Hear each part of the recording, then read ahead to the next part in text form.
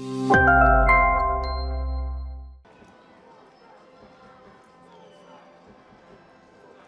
اشتکی دوار که یعنی هول بلند شد بازی رسما آغاز گردید. بیاید شما رو با حیات باشگاه ها با حیات 1-0 مغلوب کردند. پنشه رو با حساب 3-0 مغلوب کردند.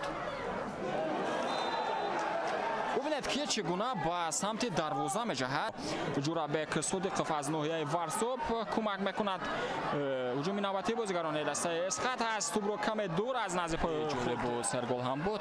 بیاید در اول با هجوم بازیگران دسته اسقاط توجه کنیم. اینجا با توپ رسیدن نتوانست بازیگر این باشگاه و ببینید که از پای افتانیده میشود بازیگر دسته دارد. کدام از آنها میتواند که این وضعیت رو با فایده خود حل کند. ضربه به داخل جریمه گو و این گل است. دوستان عزیز، سنجر رخسیبویف در دقیقه 60 رقابت حساب میدان تا با گل زده سنجر رخسیبویف جواب گرداند. امکانیت با آن پیدا میشود و ببینید که چگونه ضربه انجام داده جهانگیر ارگاشف.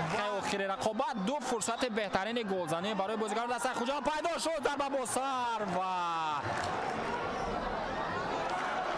سنجر رخسیبویف امکانیت دارد تا یک گل دیگر به هدف برساند و ببینید که با دست بازی میکند بازیگر دسته خوجند و داور بازی با او مستقیما کارت سرخ نشان داد برای آخر رسیدن این رقابت. هجوم از سمت چپ میدان تقویت داده می شود و اینجا در اول دروازه‌بان توپ را صاحب گردید و با عین حال با حساب 0-1 پیش صفند.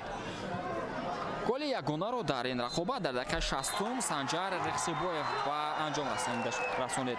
با این ترتیب امیرجان خورکشف صدای اشتک خود را بلند میکند. بازی میان باشگاه‌های خوجند و اسقاط رسما به اتمام رسید.